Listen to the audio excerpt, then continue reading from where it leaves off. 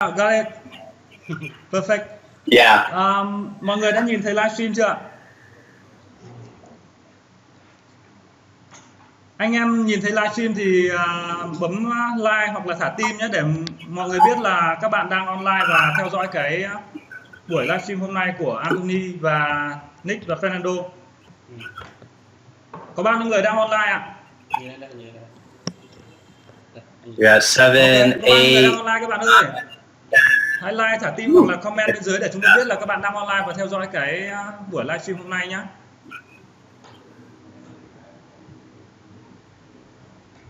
Ok. Bao nhiêu bạn đang online ạ? Ok, 15 người. Anh em đẩy lên share group đi. Các bạn ơi, Yeah.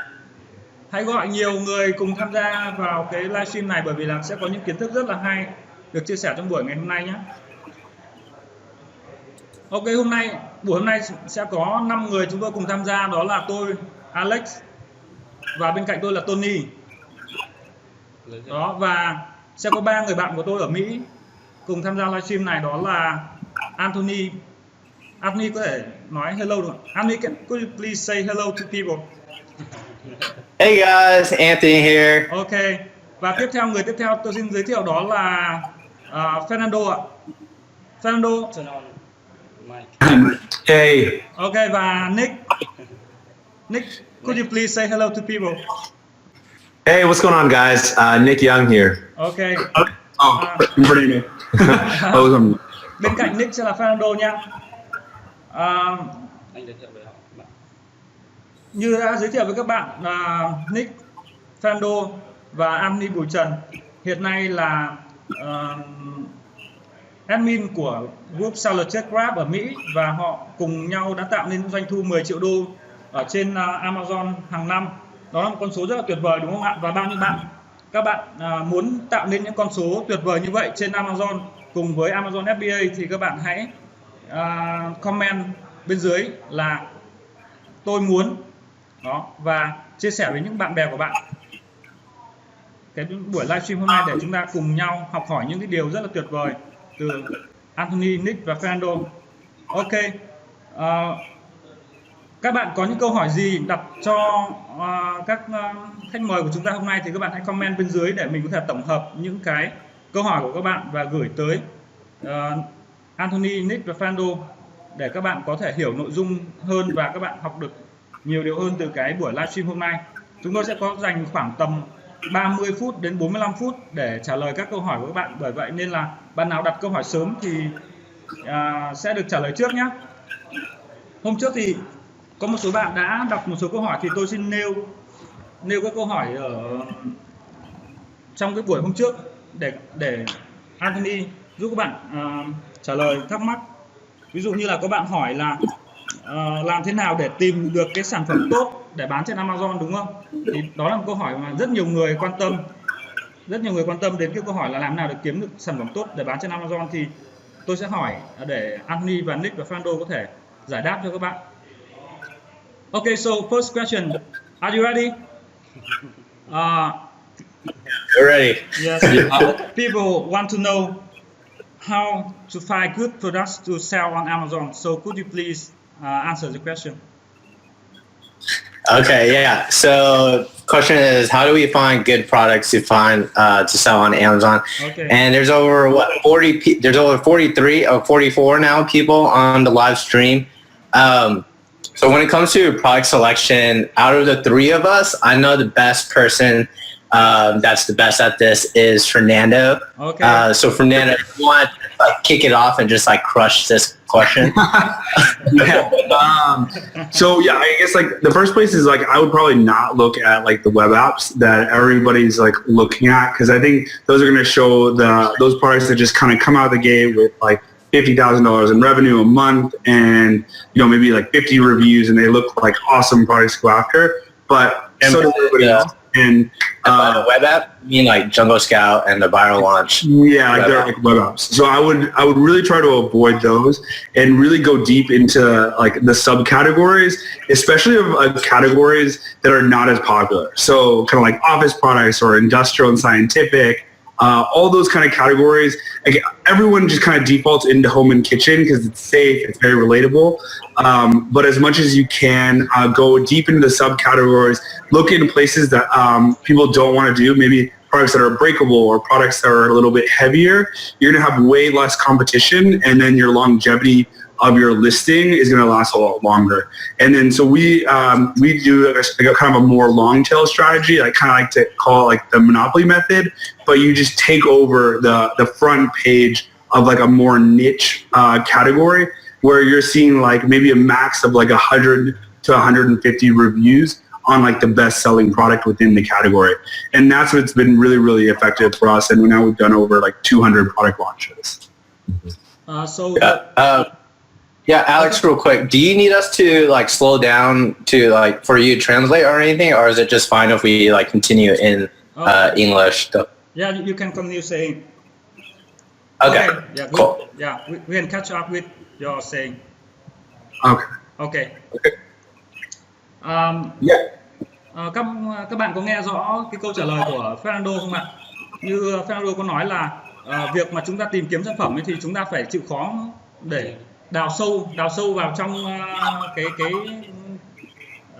danh mục con nhé. Bởi vì thông thường là khi mà chúng ta tìm kiếm các cái sản phẩm bestseller trên Amazon ấy, thì chúng ta chỉ nhìn thấy những cái sản phẩm mà nó ở trong danh mục lớn đó. Thì nếu như mà những danh mục lớn như vậy thì nhiều người ta cũng tìm thấy, đúng không ạ?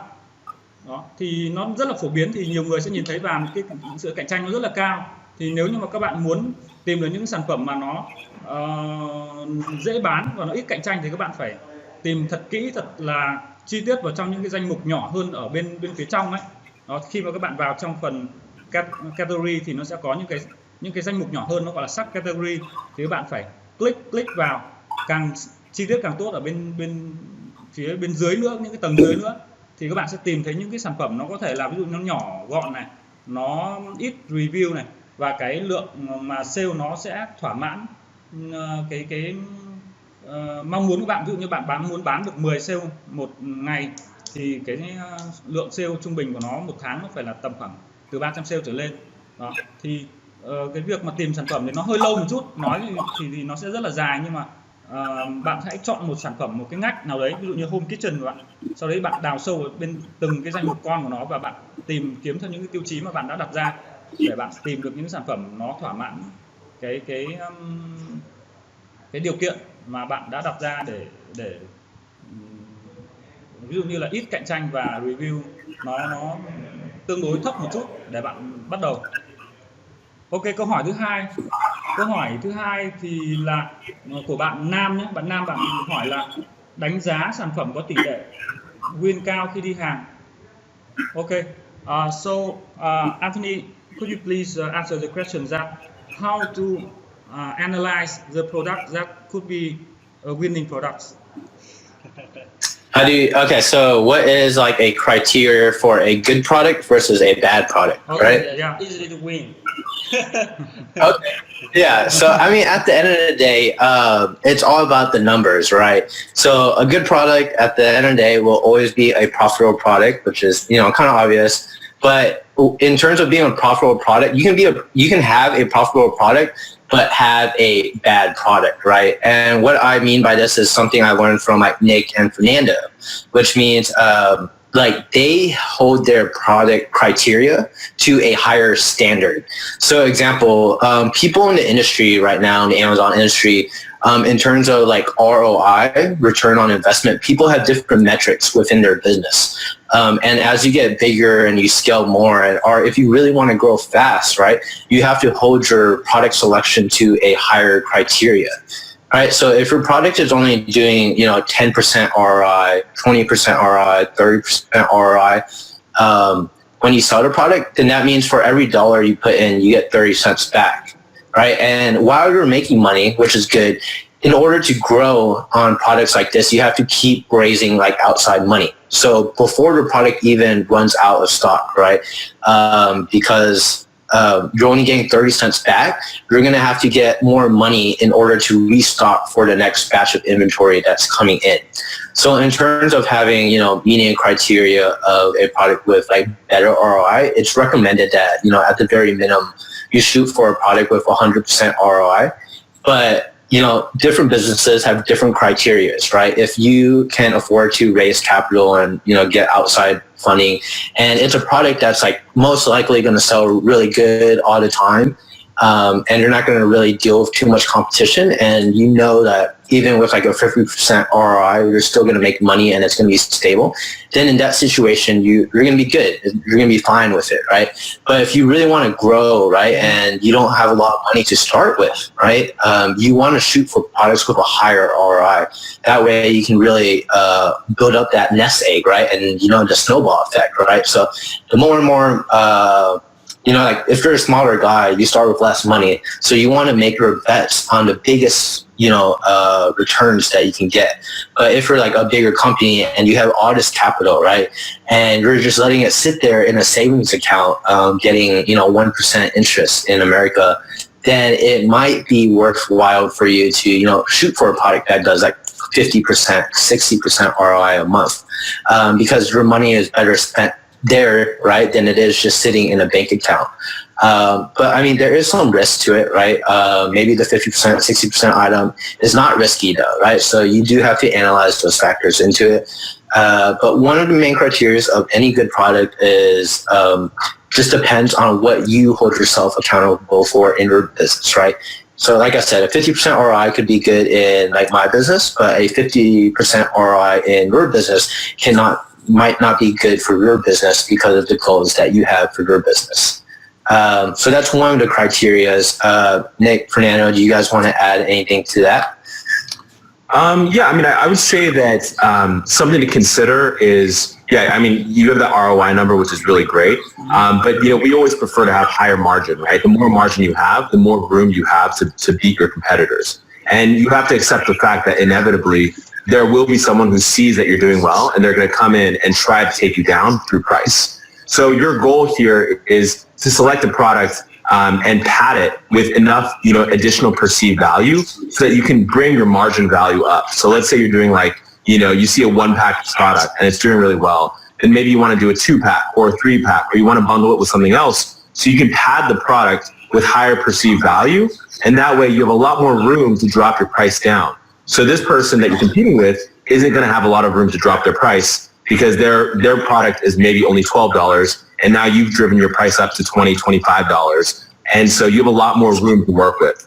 So that's what I like to do. I mean, I think when you're getting your first product, we always try to merchandise our products to make sure that we have a lot of war chest, space for a margin to make sure that, when that inevitable time comes, that someone comes in and tries to take us down, we have a lot of room to work with.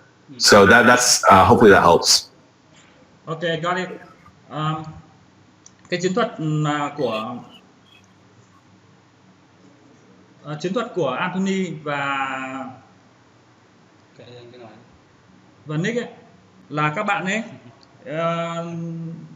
không quá quan trọng là cái sản phẩm tốt hay sản phẩm xấu đâu, mà thực ra là họ quan trọng nhiều hơn cái margin của sản phẩm nó sẽ đem lại. Ví dụ như là ý là cái lợi nhuận đấy. Ví dụ như bạn tùy theo mỗi người thì sẽ có người đọc là cái margin nó phải cao. Ví dụ như là có người thích là phải đầu tư ra 1 đồng phải kiếm lại được 1 đồng, lời 100% chẳng hạn. Còn có những bạn thì sẽ muốn là mình đầu tư ra 1 đồng thì mình sẽ kiếm được 1,5 đồng, tức là bạn chỉ lời 50% thôi, hoặc có người 60%, hoặc thậm chí có người 30% là đã là ok rồi, đúng không ạ?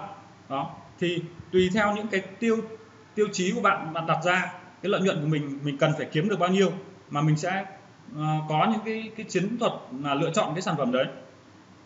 Và nếu như mà bạn đặt ra cái tiêu chí càng cao thì bạn lại càng phải cạnh tranh với lại nhiều cái đối thủ khủng khiếp hơn, đúng không ạ? Bởi ví dụ như là một sản phẩm của bạn có lợi nhuận cao, ví dụ bạn đang bán, giả sử như bạn đó là người đầu tiên bán cái sản phẩm đó đi, ví dụ như là cái bút chẳng hạn, bạn lời tới 60% hoặc 70%, mà những người khác người ta nhìn thấy là bạn đang lời nhiều quá thì họ sẽ nhảy vào luôn. Bởi vì bây giờ các cái công cụ như là Jungle Scout hay Violon nó rất là phổ biến, thì khi mà người ta có thể dùng cái công cụ đó, người ta tìm kiếm những cái sản phẩm tiềm năng ấy, thì người ta sẽ nhìn thấy cái ngách đó để người ta nhảy vào. Và khi mà họ nhảy vào như vậy thì họ sẽ có xu hướng là họ giảm giá liên tục xuống để họ leo lên top đúng không ạ, thì họ sẽ dìm cái sản phẩm của bạn xuống. Thì như vậy thì cái sản phẩm dù có tốt đến mấy thì chỉ sau một thời gian bán thì nó cũng sẽ lại trở thành những cái sản phẩm nó không tiềm năng nữa.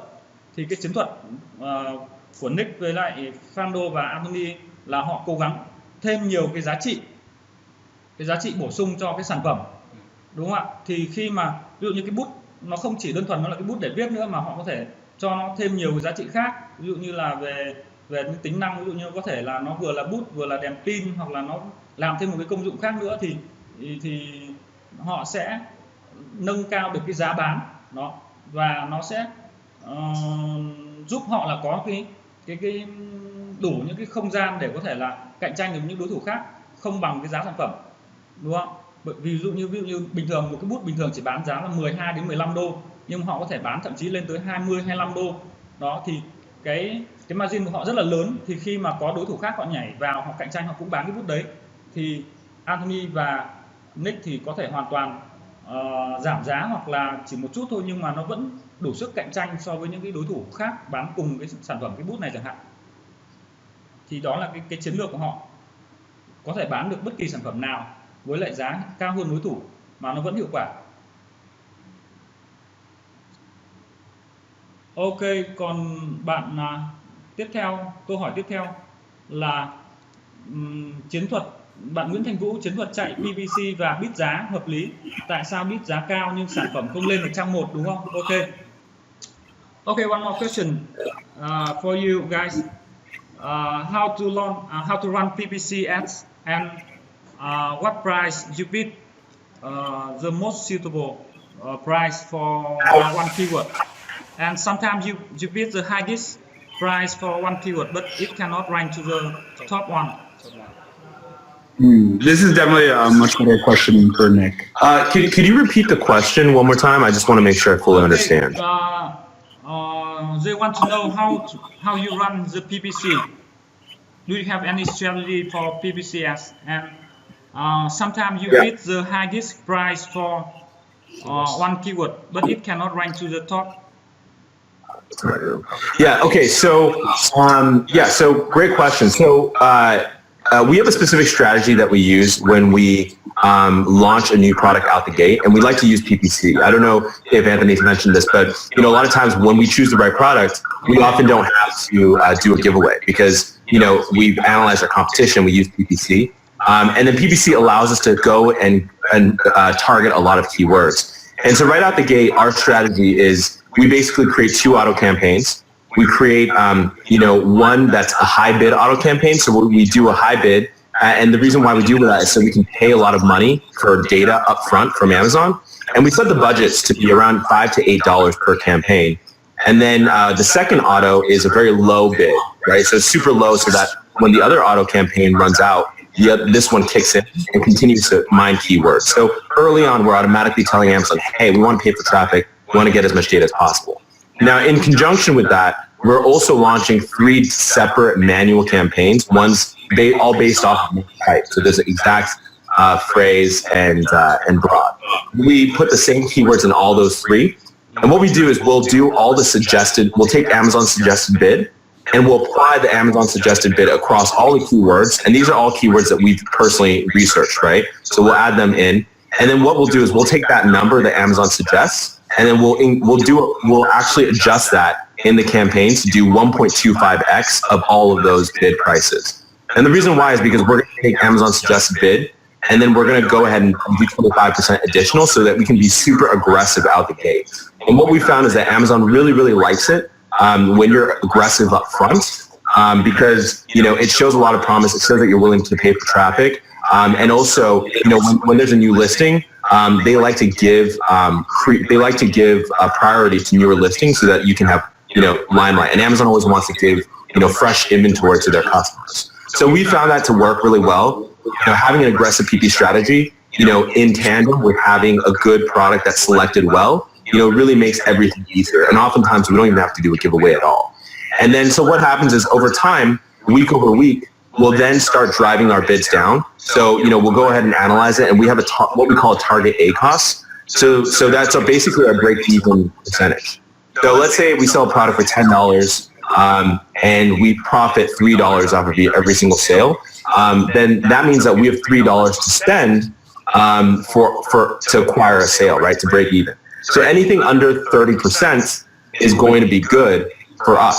So our target ACoS is 30%, and anything that's above that 30% threshold, we're going to start cutting down our bids by about 10 to 15% week over week until it starts getting closer to the direction that we want to go into. So that's typically the strategy that we use. Does that make sense? Yeah, I got it. Okay, cool. Ok, câu trả lời của Nick đó là khi mà các bạn ấy launch sản phẩm ấy và các bạn chạy quảng cáo thì các bạn ấy không dùng cái hình thức là giveaway. Đó. Thông thường như chúng ta biết là khi mà chúng ta chọn một cái sản phẩm để chúng ta launching bằng PPC Ads thì chúng ta sẽ phải giveaway đi, đúng không? Tức là chúng ta cho miễn phí cái sản phẩm đó hoặc là bán với giá rất là thấp để làm sao mà thu hút được nhiều người mua. Đó, nhưng mà Anthony và Nick có nói là khi mà chúng ta đã chọn đúng sản phẩm rồi ấy, chúng ta đã phân tích cái thị trường rồi, chúng ta phân tích đối thủ cạnh tranh rồi, chúng ta phân tích cái chiến thuật của họ rồi, thì chúng ta không cần phải giveaway nữa, mà chúng ta dùng hình thức là chạy quảng cáo trực tiếp luôn. Thì ví dụ như là chúng ta chạy khoảng 3 đến 5 cái chiến dịch manual campaign, tức là chúng ta chọn những cái từ khóa mà chúng ta đã phân tích kỹ, nó là những từ khóa chính hoặc là những từ khóa mà ra nhiều sale đó. Thì sau đấy thì chúng ta set up khoảng 3 đến 5 cái chiến dịch manual campaign mà chúng ta chạy trước, đúng không ạ?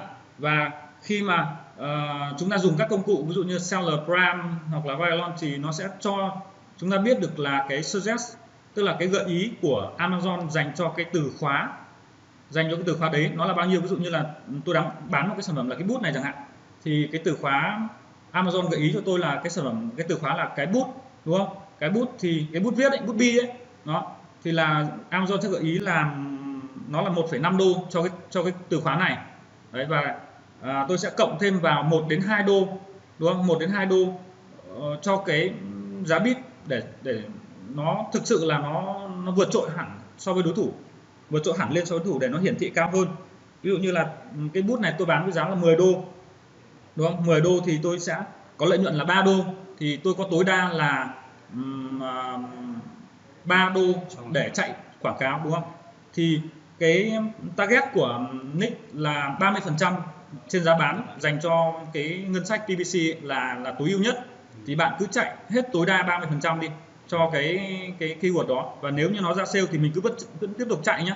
Sau đấy chúng ta sẽ tối ưu dần, ví dụ như là tối ưu các cái từ khóa ra nhiều sale này, tối ưu những cái từ khóa mà đem lại tỷ lệ chuyển đổi tốt này, đó thì dần dần chúng ta sẽ cắt giảm những cái ngân sách dành cho marketing xuống, thì nó đạt đến cái mức lợi nhuận chúng ta mong muốn. Ví dụ như là chúng ta dành ra không phải 30% nữa mà nó chỉ là 10%, là 8% dành cho PPC thôi, thì chúng ta sẽ lời ra được 20 hoặc là 25% cho cái sản phẩm đó. Ok không ạ? Mọi người hiểu không ạ? Ok, next question.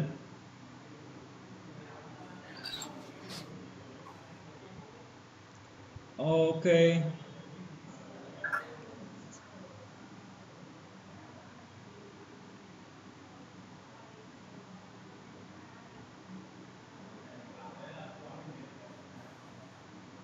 Okay, so next question is how do you get the initial reviews for the products when you're going to launch a product? How to get it? Okay. So how do you get initial reviews before launching your product, right? Okay. There's a couple ways to go about this, but this is like really important prior to launching, right? Because when you're launching your product, you ideally want everything to be perfect. So that means like your picture looks good, your listing looks good, the keywords are all correct, the bullets and descriptions are good too, right? But part of that entire equation of making your product look good, right, is having reviews, right? Because on Amazon, we really trust other people's opinions, right? And that's why Amazon's become such a like big platform, just because they're the go-to place to just kind of understand if it's a good product or a bad product. So off the gate, the more reviews you can have, it's going to help you convert better whenever the customer sees your product, and the click-through rates will be higher and conversion rates will be higher. But to answer your question, Alex, and whoever asked, like, how do you get reviews prior to launching? And there's a couple ways to go about that. First and foremost, the most popular method is friends and family. And I understand that may be hard for some people that are outside of the country, right? So the alternative to doing that is really reaching out and understanding who uses your product, right? So the most common example I like to give is, say, if you sell like a baby product, right? And you sell like a crib or like some sort of baby toy, you want to reach out to the people who buy that product, right? Obviously, babies are not going to be the one buying those products, right? They don't have a Facebook account, they don't have a social media account to buy these things. So who buys those? Moms and dads do, right? So you want to go out to like mom Facebook groups, right? Or dad Facebook groups, parent Facebook groups, right? And in the US, there's websites called like meetup.com, right? And it's a very popular website for people to gather together, right? But what I'm trying to say is you have to understand where your target market is gathering. Where are the conversations around the people purchasing your products happening, right? So all the moms, they're like possibly in a Facebook group together, right? Or all the parents are in a Facebook group together. So what you want to do is you want to reach out to the admins of these groups, right? There's always a leader or something else like that. It's kind of like when someone reaches out to like me or Alex or Tony within our Amazon Facebook groups, and they're like, hey, we want to tell your audience about this Amazon software, right? So like Viral Launch or like Solar Prime, right? And things like that, or Payoneer, they like say like, hey, like we want to tell people about this product. It's the same approach you want to use when approaching the admins of these groups. So you approach the admins of the group and you tell them like, hey, I have this product and I'm willing to give it away for free to your group, right? And all I ask is that you guys give your honest review on it. And most of the time, if you can make the admin look good by allowing them to do like a giveaway in a group, right? So say it's like a mom, dad's, or parents Facebook group, and the admin's like, hey, we got this free giveaway for like 50 parents. Like, all you have to do is buy this product and just leave a review on it, and you guys will get this product for free. And most of the time, people I've found like they don't really care as long as they're getting the product for free.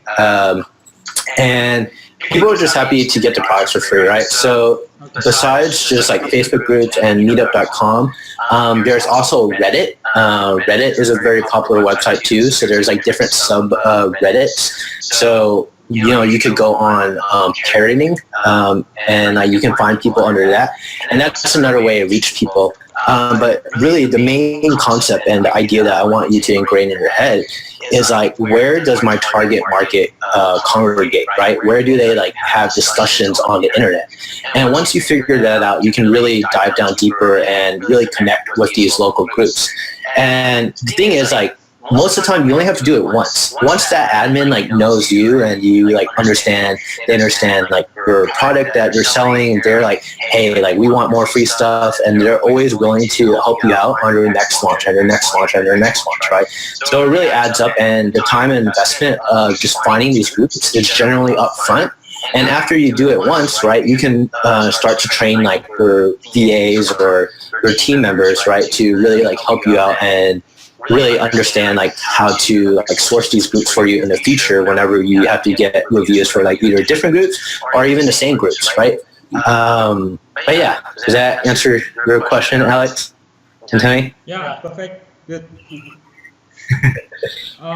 Câu trả lời câu hỏi vừa được Anthony trả lời đó là làm thế nào để các bạn có thể kiếm được những cái review ban đầu, đúng không? Thông thường thì mọi người khi mà launching sản phẩm thì sẽ rất là khó khăn khi mà tìm kiếm được những cái review đó, tại vì là không dễ để mà chúng ta mới bán mà chúng ta lại có review. Thì thông thường là người ta đã thống kê là chỉ khoảng tầm 1 đến 3% những cái người mà mua hàng thì sẽ để lại review, tức là khi bạn bán được 100 sản phẩm thì tối đa là bạn chỉ có được 3 người để lại review cho bạn thôi. Đó, khi mà review ấy, thì họ sẽ có hai thái cực, một là cực kỳ hài lòng với sản phẩm thì họ sẽ để lại review, đúng không ạ? Một cái sản phẩm, một cái thái cực nữa là thái cực mà tiêu cực. Đó, thì tức là người ta không hài lòng với sản phẩm hoặc là người ta rất ghét với sản phẩm thì người ta để lại review. Thì có thể là bạn nhận được 3 review nhưng mà toàn là review xấu hết, đúng không? Thì làm thế nào để bạn có thể có được cái review ban đầu tốt? Thì cái cách làm của Anthony ấy, đó là bạn ấy ví dụ như giả sử như Anthony bán một sản phẩm là sản phẩm đồ cho baby đi, đúng không? Thì đối tượng của Anthony sẽ là những ông bố bà mẹ đang có em bé. để mua những cái sản phẩm đó. Thì Anthony có nói là trên ở US thì có 2 trang, đó là trang meetup.com và trang reddit.com. Đó thì khi mà các bạn vào những cái trang đó thì nó sẽ có những cái topic nó gần giống như kiểu những trang như là làm cha mẹ hoặc là mẹ và bé gì đấy của Việt Nam, đúng không? Thì bạn hãy vào những cái trang hoặc là những cái diễn đàn như vậy để các bạn làm quen.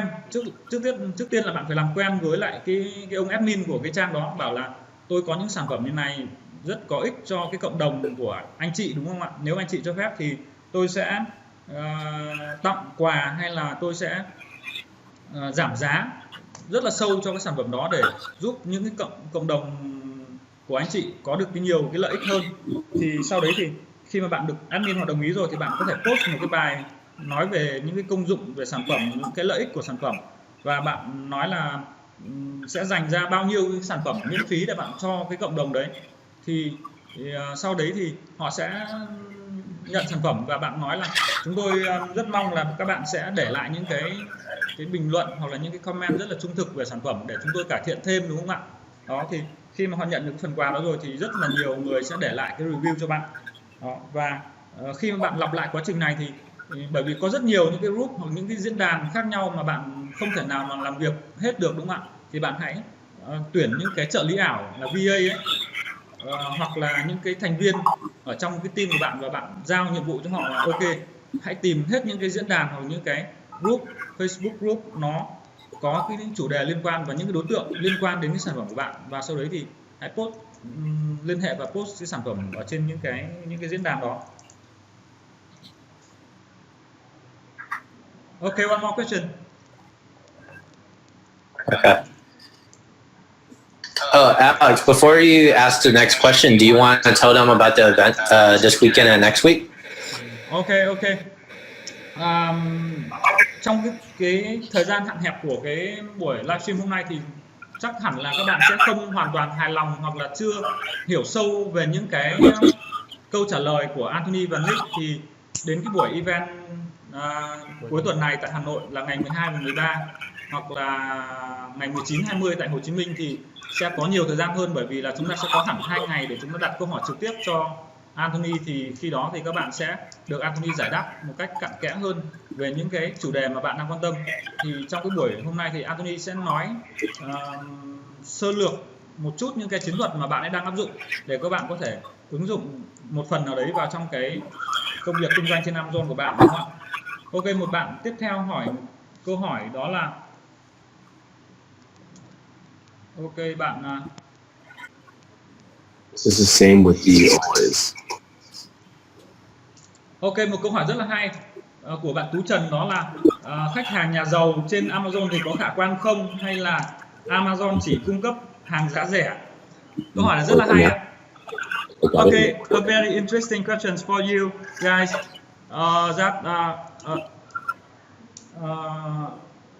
He asked if you could sell very luxury products for rich people on Amazon, or Amazon is just a platform which sells the cheap products. Okay, I mean, that's a good question. So you want to understand that I think the average person who purchases on Amazon, I think in the US, I think they said I forgot what the statistic was, but it's like middle and upper class families are generally the main shoppers on Amazon, right? So in terms of selling luxury goods, yes, there's a huge market on it. And when it comes to, you know, selling lower quality goods, there still is a market for that. And generally, truth be told, like Amazon is just a huge market right now, to where there's so many buyers within the US market that like every range of the spectrum is being covered right now. So there's enough volume being sold through like all of them. But when you start getting to like other countries, such as like in Europe, smaller countries such as Italy, Spain, and France, the buyer's market is a little bit different. I truly don't understand exactly I guess what if it's like a luxury good market would be do well over there. But in terms of the US, like any of those products would do well. And I think if you do have a luxury product, right, or you have a perceived value of a luxury product, right, then I think you find your margins to be a lot higher, and like you should be really excited and to test it out and sell it on Amazon. Nick and Fernando, do you guys have any thoughts on that?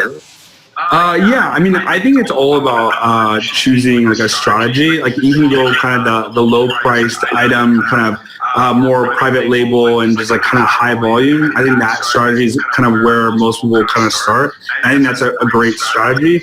But I think you can also definitely go towards like a luxury market of like, yeah, the upper middle class and go after price points that are maybe $50, $100, $200. And I think that's a completely different strategy. And I think that can work really well. There's been like a long period of like disconnect where a lot of luxury brands and these kind of brands don't want to sell on Amazon because they feel like it deteriorates their brand and identity. And I mean, now that they're realizing that Amazon is here to stay, it has 50% of the online transactions for the entire United States, so that like they're missing a huge percentage of sales by not being there. And so there's this like gap of these kind of young entrepreneurs, like startups that know how to sell on Amazon and that are kind of eating the luxury companies like lunch because they're pricing really good products that are really high quality, and those brands like don't know how to sell on Amazon, or they're not there, they're not looking for reviews, they're not using feedback sequences, they're not like optimizing their products for the marketplace. So I think you can go either approach for sure. Ok, câu trả lời của Anthony cho câu hỏi là liệu là Amazon là một nơi thích hợp để bán những sản phẩm giá cao hay không, hay là Amazon là chỉ là nơi cung cấp hàng giá rẻ. Thì hiện nay Amazon có mặt ở rất nhiều nước, ví dụ như là Mỹ này, Canada, Pháp, Đức, Ý, Tây Ban Nha, Brazil, Canada, rồi Mexico, đúng không ạ? Rồi sắp tới sẽ là Úc nữa, đúng không? Thì Anthony có nói là bạn ấy chỉ kinh doanh ở thị trường Mỹ thôi, còn các thị trường khác thì không biết thế nào, nhưng mà ở Mỹ thì hiện nay có rất nhiều khách hàng đang là mua hàng ở trên Amazon. Đó, hiện nay Amazon chiếm tới khoảng 43% thị phần bán lẻ của nước Mỹ, đúng không ạ? Là một cái thị trường rất là lớn. Đó thì có rất nhiều những cái khách hàng ở đó là cái tầng lớp ví dụ như là trung lưu, hoặc là thậm chí có cả những khách hàng cao cấp hơn. Đó thì cái nhu cầu họ rất là nhiều, đúng không ạ? Thì bạn có thể bán được rất nhiều những cái sản phẩm với mức giá khác nhau nhau, từ dưới 10 đô cho tới những sản phẩm 15 đến 20 đô, hoặc là thậm chí bạn nhìn thấy là trên Amazon có rất nhiều sản phẩm bán tới vài trăm đô hoặc là cả nghìn đô cũng có, đúng không ạ?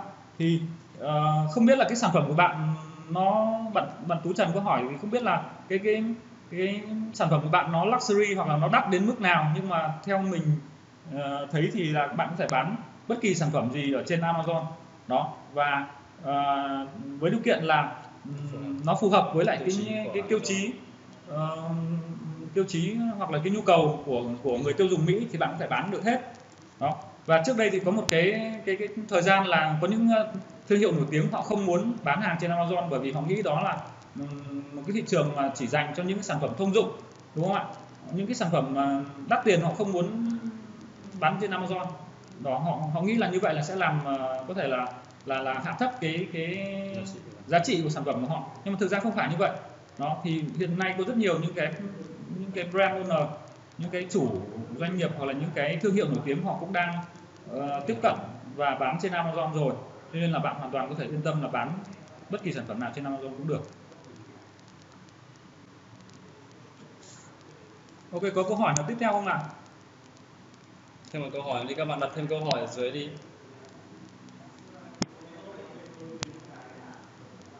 Ok, một câu hỏi nữa rất hay của bạn Nguyễn Đình Thanh, đó là bạn hỏi là làm thế nào để tiếp cận với những khách hàng của Amazon mà sử dụng các cái traffic ngoài như là Facebook, Pinterest, Instagram, đúng không ạ?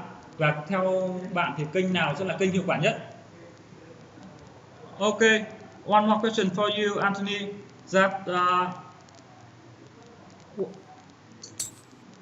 could you please tell people more about your strategy to build brand and increase the traffic from outside, like Facebook, Pinterest, Instagram, or other social media, and which method you find the most efficient? Okay. Yeah, so this will be a good last question. So basically, what I want to preface this as first is that in terms of thinking about outside traffic on Amazon, I think the first thing you want to focus on is completely controlling Amazon traffic, right? You want to really have everything dialed in on Amazon first before you start thinking about outside traffic, right? If you think about it, like, you know, Amazon, like Fernando was saying, accounts for over 50% of online sales in the US, right? And that's one website. And if you're focusing on all these other little websites, you're focusing on, you know, like the other 50%, but it could be like 0.5% of, you know, everything else. So in terms of like the 80-20 rule, right, and, you know, getting a return on your time, you really want to focus on Amazon first, okay? So make sure your PPC is dialed in, your titles are optimized, the listing is optimized, and you've done all the split testing you can have done on like your images and title with your product. And then after, you want to focus on outside traffic. So to answer the part about outside traffic now, my personal favorite and what I've seen the most success with is YouTube influencers, right? I've had a lot of friends with a lot of success in like on Instagram marketing and some with like Facebook ads, but different platforms work for different niches, right? So for say anything like beauty related, then Instagram, it works really, really good. Like anything visual that like people like to take pictures of, Instagram is like one of the best places to find people that will like post and like bring the traffic for that, right? But on YouTube, anything that has to do with like how-tos, such as maybe like power tools or anything in the tools and home improvement category, things like that can generally better be found on YouTube. But the other reason I really like YouTube traffic is because it's more evergreen.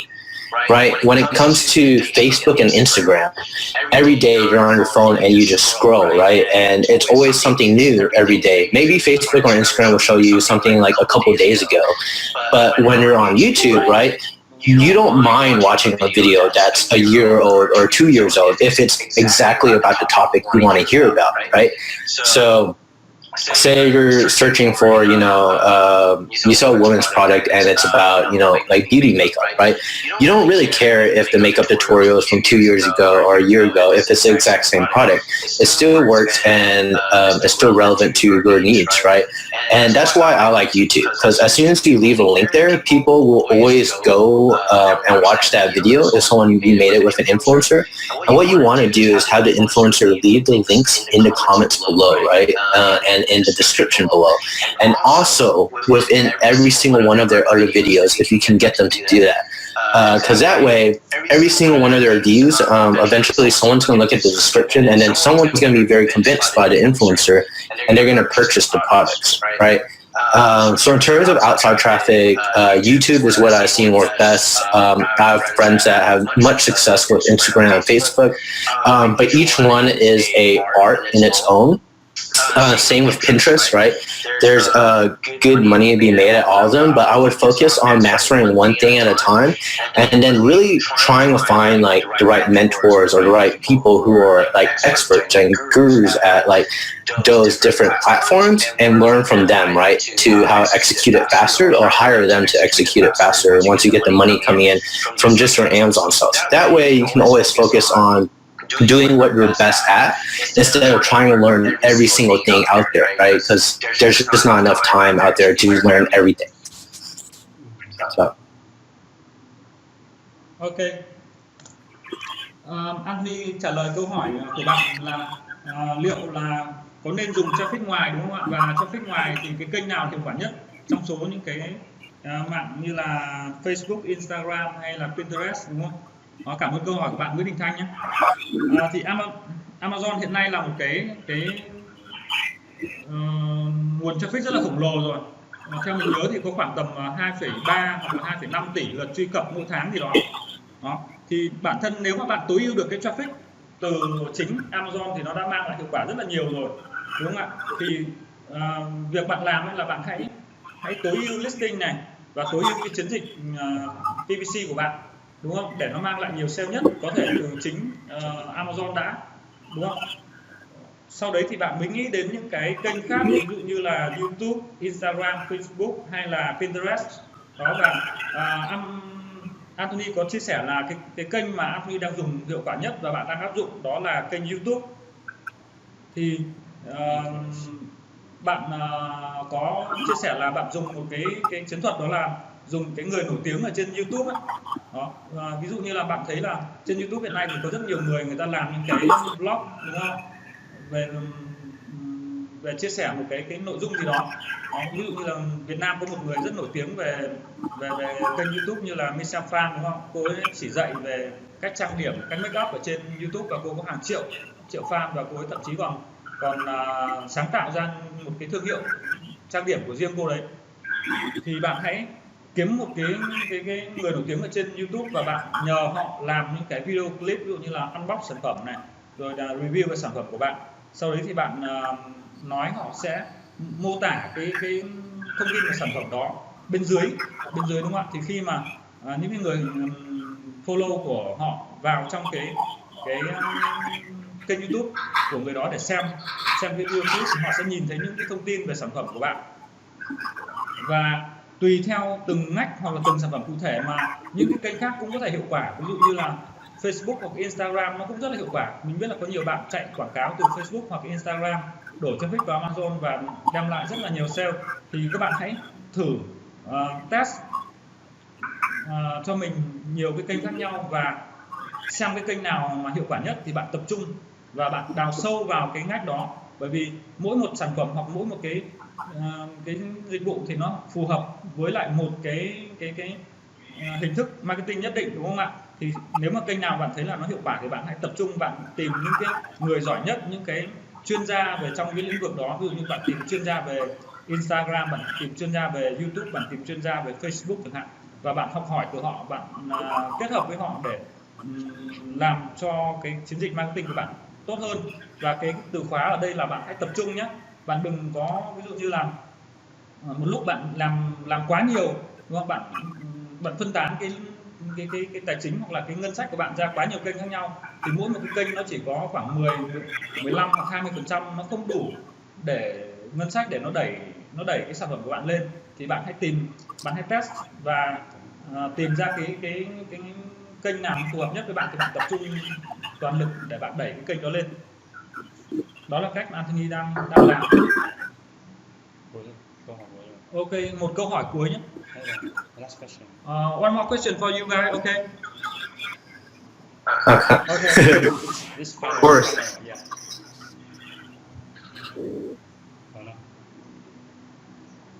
Ok, một câu hỏi của bạn Ngọc Trôm là tức là có rất nhiều các cái tools về tìm sản phẩm hay là phân tích sản phẩm, đúng không? Nhưng mà những cái tool đấy thì nó sẽ có kết quả rất là khác nhau. Vậy thì là nên tin tưởng vào kết quả tìm kiếm hay là kết quả phân tích của các cái tools đấy hay không, các công cụ đấy hay không, đúng không ạ? Okay, one question for you, final question. In case of searching the product, there are many tools like Jungle or Viral Launch or Seller Brand.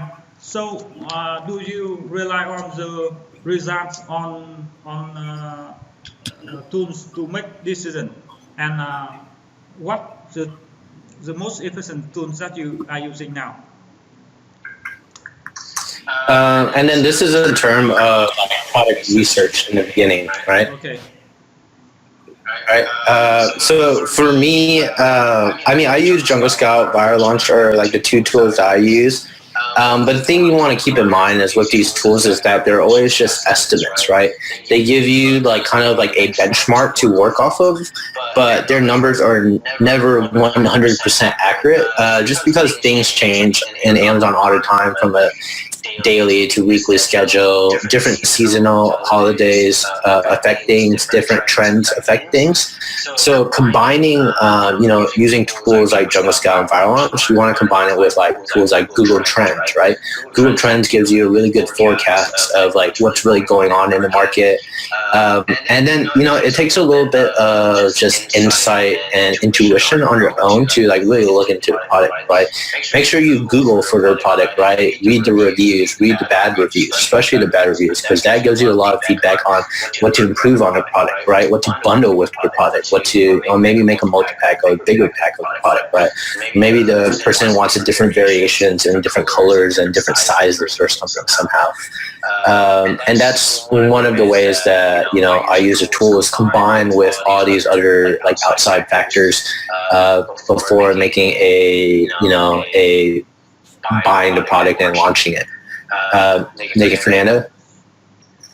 Yeah, I mean, I think those two tools are like really good, like efficient ways to kind of start looking at your product.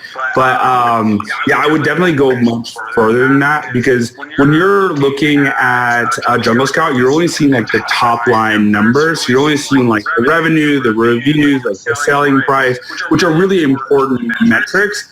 But there's so much that goes like behind the scenes in terms of analysis that we do to figure out what the cost of your land is going to be. Like making sure to incorporate the FBA fees, and then like adding in a buffer for storage and ad spend and all those kind of things that really are what really make or break a profitable product.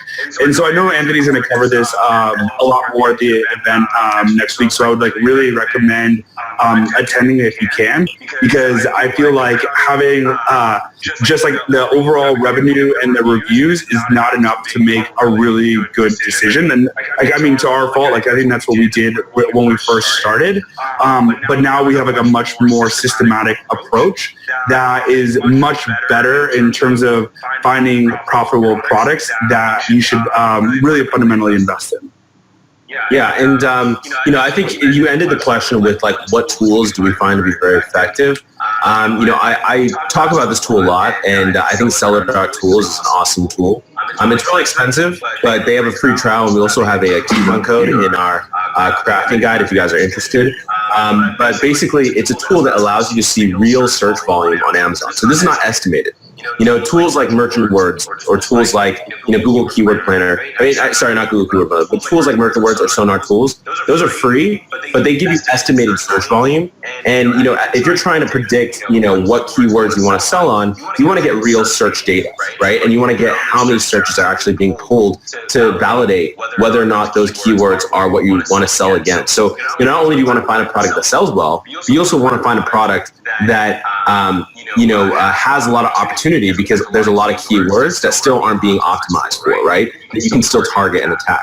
So if you can get that real data, that puts you in a huge advantageous situation. So that's why I like getting using Seller Tools in conjunction with tools with the products that we select, because it allows us to see actual exact search volume, and we use that decision to say, okay, well, how many keywords can we target, and how many against these keywords are competition, where are they ranked, and is there an opportunity for us to rank against those keywords that they're not ranking against? And so those are where we start to find opportunities by going more in depth in keyword research.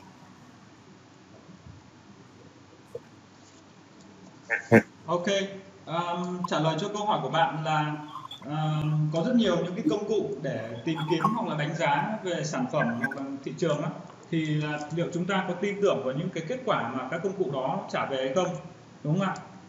Thì Anthony có trả lời đó là công cụ gì thì công cụ, đúng không?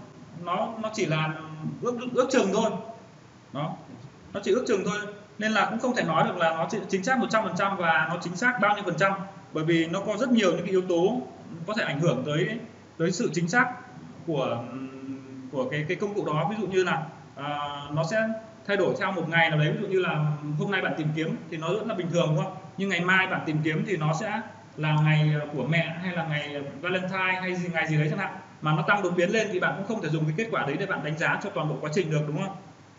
Hoặc là những cái xu hướng, ví dụ như là cái sản phẩm spinner chẳng hạn, nó tăng đột biến lên bởi vì là đơn giản nó là trend thôi, nó là xu hướng thôi. Đấy thì các bạn cũng phải nên dùng kết hợp nhiều công cụ với nhau, và cái thời gian bạn đánh giá nó phải đủ dài. Ví dụ như là bạn đừng có nhìn 1-2 ngày hoặc là 1-2 tuần mà bạn đánh giá toàn bộ cái thị trường đấy, mà bạn phải nhìn rộng ra. Bạn dùng các công cụ như là Google Trend, đúng không? Đó, hoặc là Merchant Word, hoặc là Sonatum.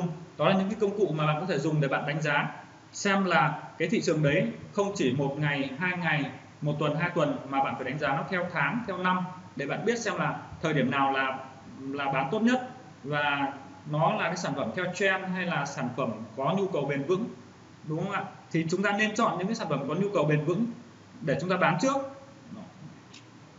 Đó, để chúng ta biết được là cái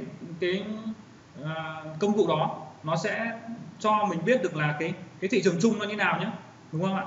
Và từ những cái nhu cầu về tìm kiếm, ví dụ như bạn tìm Merchant Word đi, nó trả về bạn là 100.000 kết quả tìm kiếm chẳng hạn, và đó là dành cho từ khóa chính. Nhưng mà bên dưới từ khóa chính đó thì nó còn rất nhiều các cái từ khóa phụ khác mà bạn có thể nhìn thấy là nó là có 5.000, 7.000, 10.000, 20.000, hoặc là 60.000.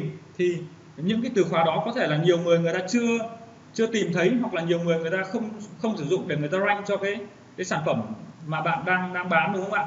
Thì bạn hãy chọn những cái keyword nó không phải là từ khóa chính, nhưng mà nó đem lại cái tỷ lệ chuyển đổi tốt, thì bạn cũng có thể là đưa vào trong cái phần search term, hoặc là cái tiêu đề của bạn, đúng không ạ? Để bạn chiếm vị trí tốt cho những cái từ khóa cụ thể đó. Thì khi mà bạn đã tối ưu được nhiều những cái từ khóa phụ chẳng hạn, thì nó cũng có thể có tác dụng như là một từ khóa chính.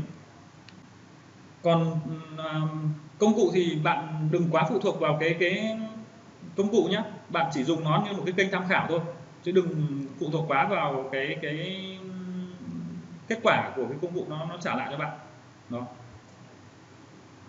Ok, chắc là hôm nay đã hết thời gian để hỏi đáp dành cho các khách mời của chúng ta. Thì tôi hy vọng là cái buổi này là buổi đầu tiên chúng ta cùng làm livestream với nhau. Tất nhiên là sẽ có rất nhiều câu hỏi mà các bạn đang muốn đặt ra cho các vị khách mời, thì các bạn hãy lưu những cái câu hỏi đó lại, và chúng ta sẽ hỏi cho Anthony vào trong cái buổi event ngày 19, 20 tại Sài Gòn và ngày 12, 13 tại Hà Nội.